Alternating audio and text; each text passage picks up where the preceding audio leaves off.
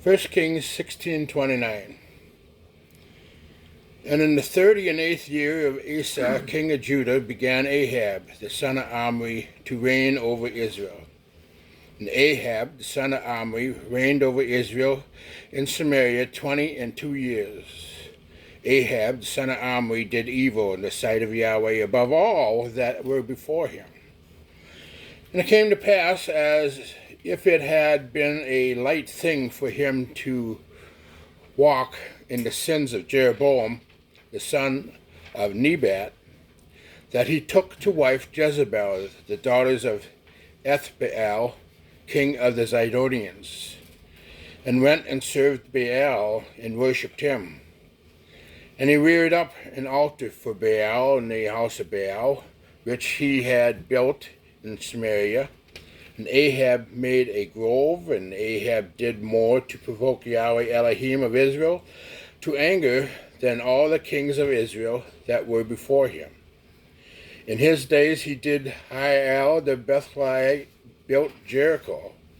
He laid the foundations thereof in Abiram his firstborn, and set up the gates thereof in his youngest son Segub, according to the word of Yahweh which he spoke by Joshua the son of Nun.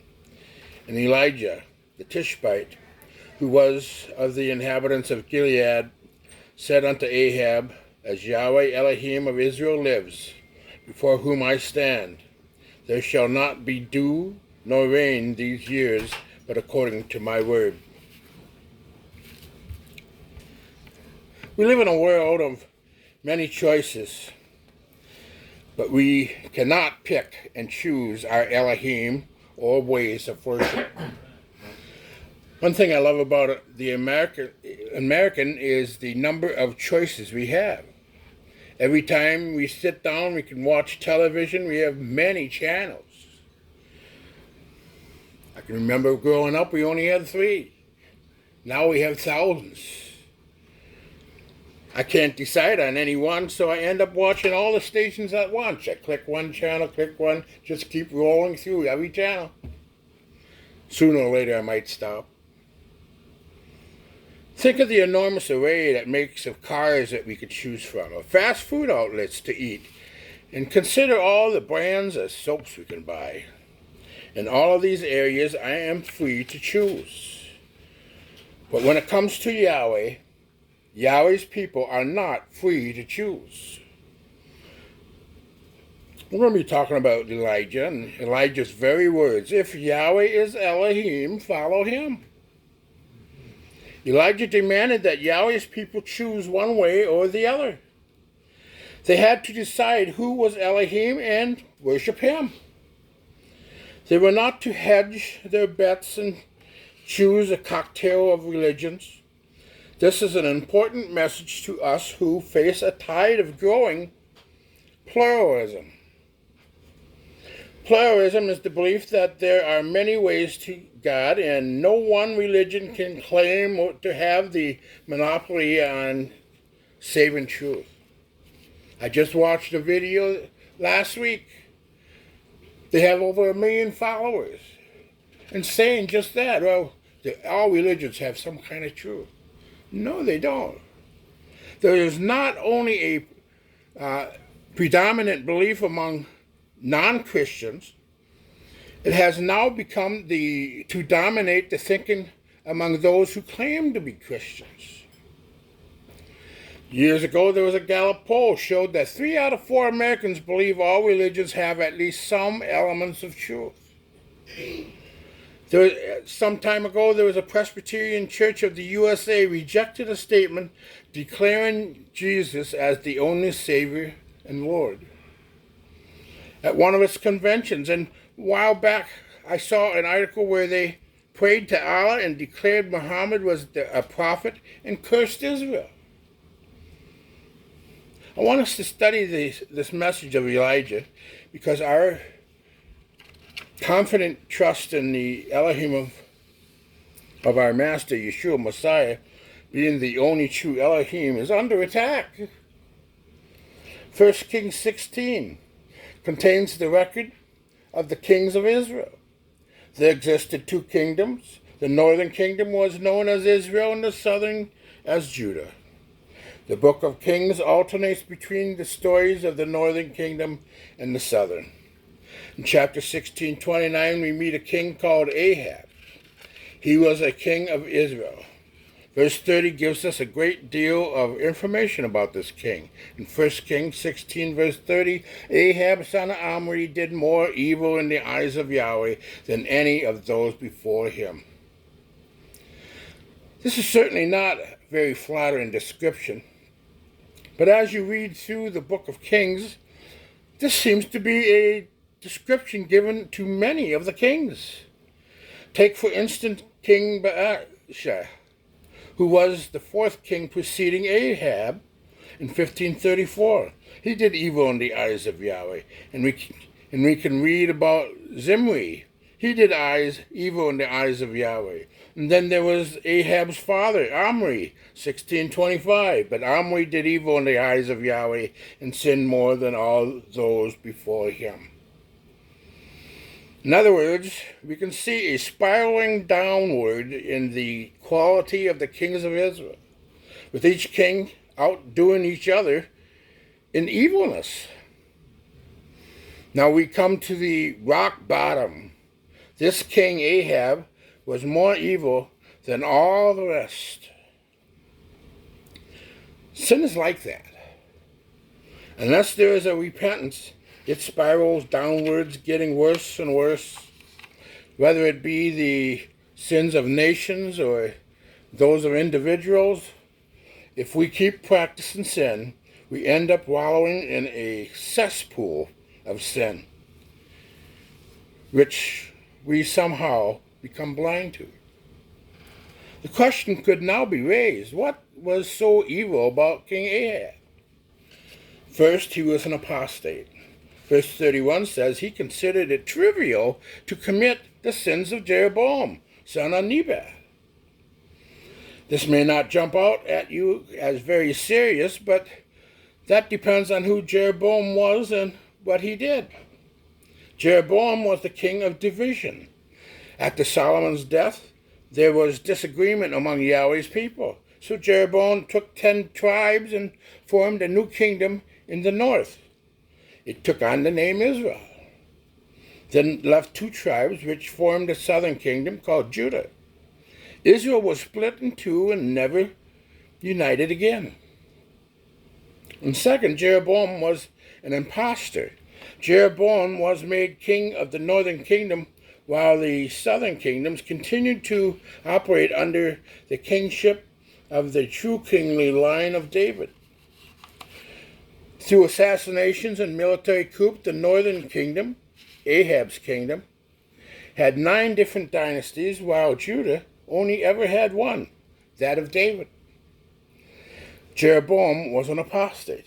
He was concerned that Jerusalem and the temple were in Judah, and he didn't want his people going there to worship Yahweh.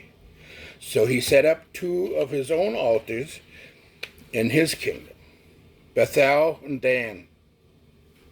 He built 2 golden calves and set them up as images to be worshipped. And he appointed his own priests to carry out his new religious, regardless of whether they were from the priestly Levite tribe. But 1 Kings 16:30 says that Ahab, son of Omri, did more evil in the eyes of Yahweh than any of those before him. Jeroboam led Yahweh's people in false worship, was a terrible role model, and 6 chapters later, Ahab was still being compared to him and committing the same sin. Also, we see King Ahab made a bad choice in his bride. 1 Kings 16:31 says he also married Jezebel, daughter of Ethbaal, king of Sidonians, and began to serve Baal and worship him. Yahweh's people were not to marry foreign women, but Ahab did. He married a most revolting woman, Jezebel, who had an enormous influence over him and led him into apostasy, murder, and theft.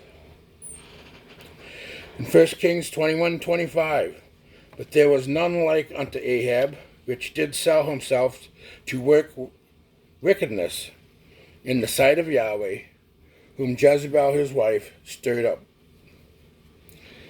In 1 Kings 16:32, we learn that King Ahab set up an altar for Baal in the temple of Baal that he built in Samaria. In verse 33, it says that Ahab also made an Ashtoreth pole and did more to provoke Yahweh, the Elohim of Israel, to anger than all the kings of Israel before him. Israel was, in effect, a pluralistic nation. They were only too happy to mix religions.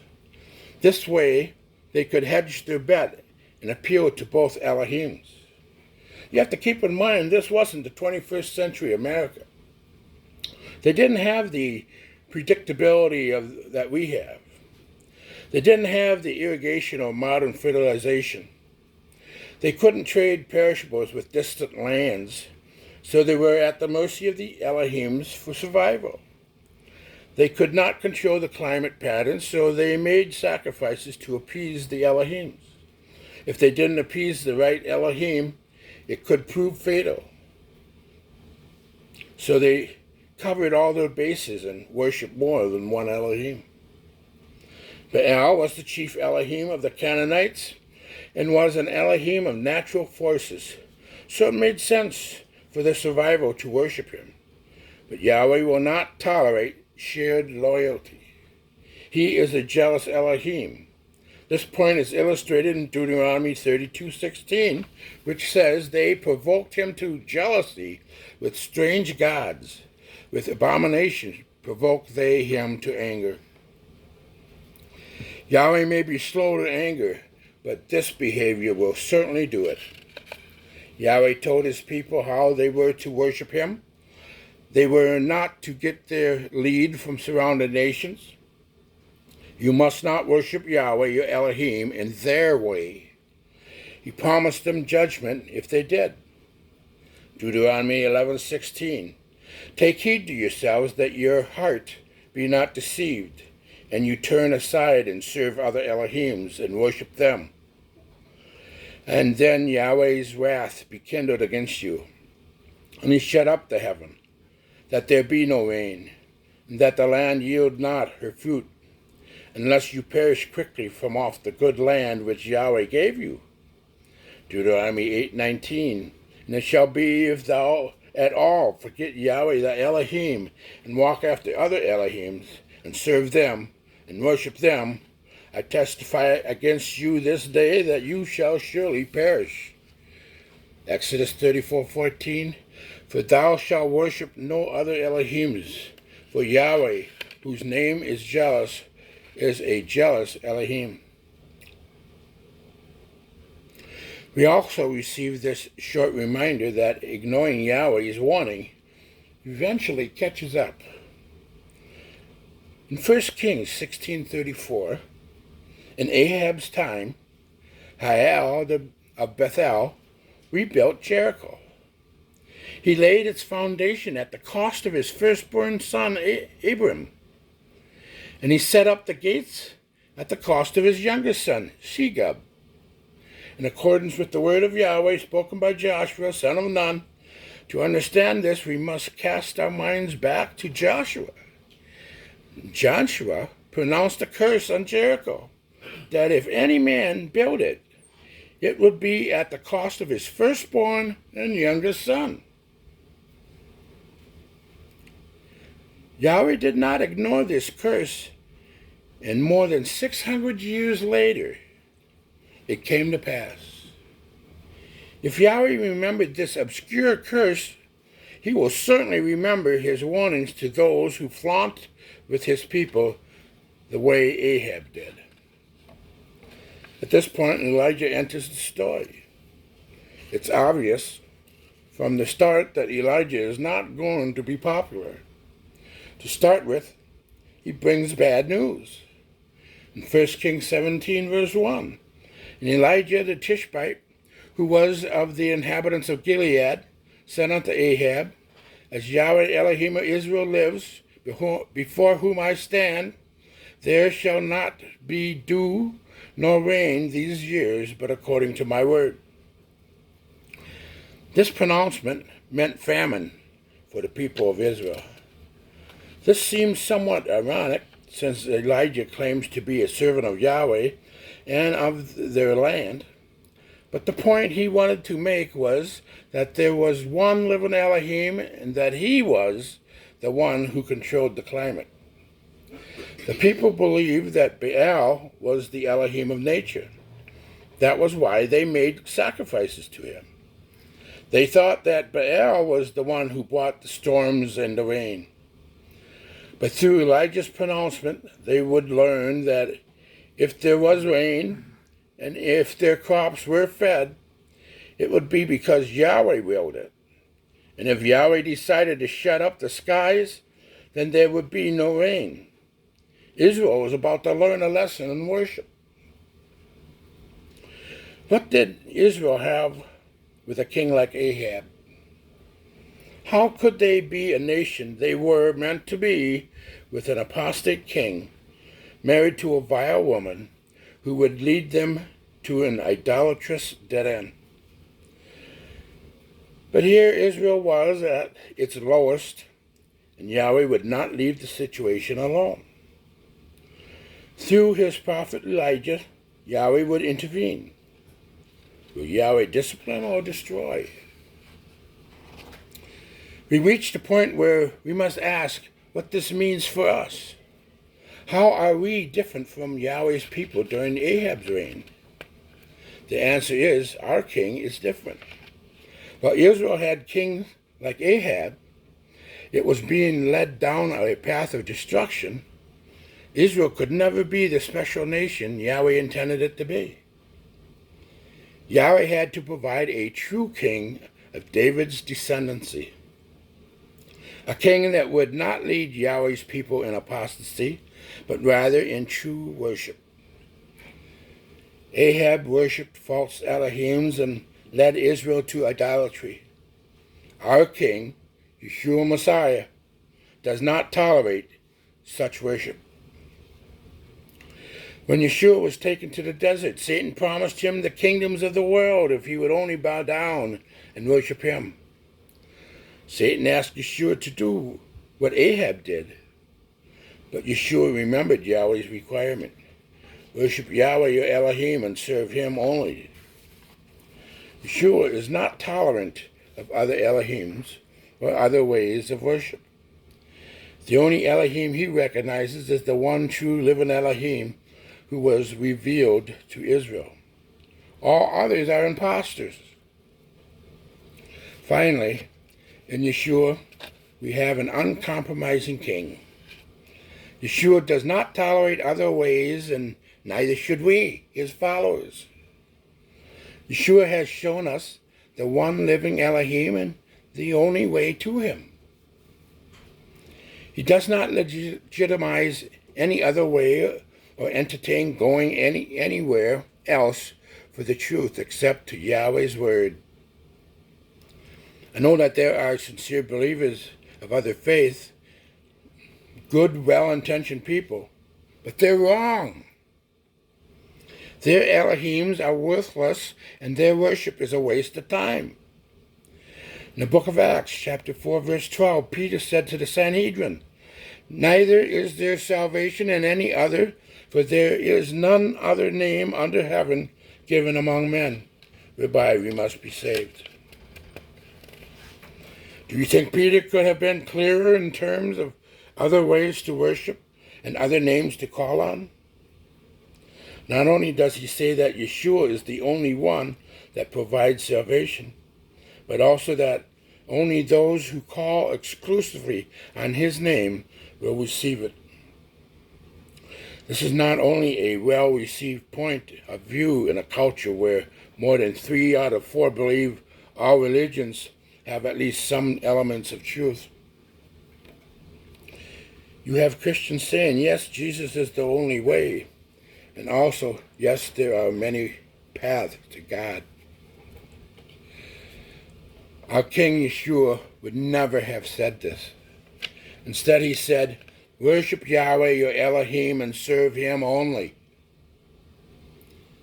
This is not Walmart. We cannot pick and choose our Elohim or ways of worship. Yahweh did not approve of it in the days of Ahab. Yeshua resisted the temptation to acknowledge another Elohim, and we must reject this as well. This sets the scene for Elijah and a contest between Yahweh and Baal to see exactly who is the living Elohim. Israel will no longer be allowed to hedge their bets. They must either worship Yahweh and reject Baal, or have Yahweh reject them. Joshua 24:15.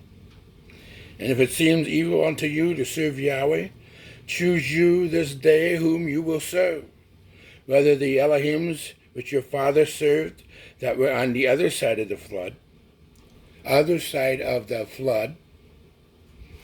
or the Elohims of the Amorites, in whose land you dwell. But as for me and my house, we will serve Yahweh. Yahweh bless.